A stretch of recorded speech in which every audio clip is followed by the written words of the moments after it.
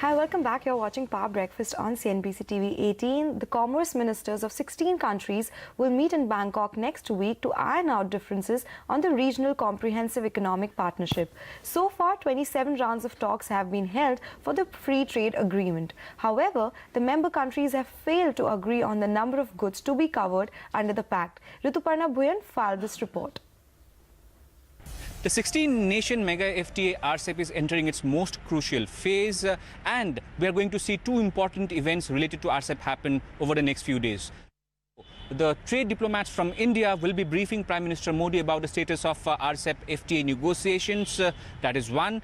And also next week in Bangkok, there will be a meeting of trade ministers on the RCEP FTA. Now, this ministerial is crucial because on November 4th, the ASEAN summit will be held in the same city of Bangkok. And there, many countries, including China as well, and also trade blocs like ASEAN, want to announce the conclusion of trade talks as far as RCEP is concerned. Now, India now has to take a call on if to basically adhere to this deadline which was set up, or will India seek more time, because there are many issues related to China. For example, the trade deficit is one of them. Also, India wants market access in many markets and sectors as far as China is concerned. For example, you have agriculture, you have the IT sector. So there has to be some amount of commitment from China as well for India to agree to the RCEP related conditions, and hence tomorrow's meeting which Indian trade diplomats will have with Prime Minister Modi will be crucial, because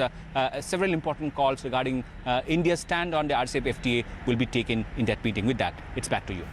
All right, while the commerce ministers of 16 countries will be in Bangkok, the end of this week marks 100 days of the NDA government, NDA 2.0, in office. A series of programs have been organized to mark the event around the country. The focus would be on pole-bound Maharashtra, where several big-ticket projects would be inaugurated, most by the Prime Minister. The last 100 days have seen some milestones. For example, the last Parliament session was the most productive that we've seen in 6 decades. These 100 days also saw a passage of several landmark bills such as Triple Talaq Bill, POXO amendments, and the crucial MVA bill for ensuring greater road safety. Areas that remain in focus are the state of the economy as growth falls to 6-year low of 5%, and the clampdown taking place in Kashmir.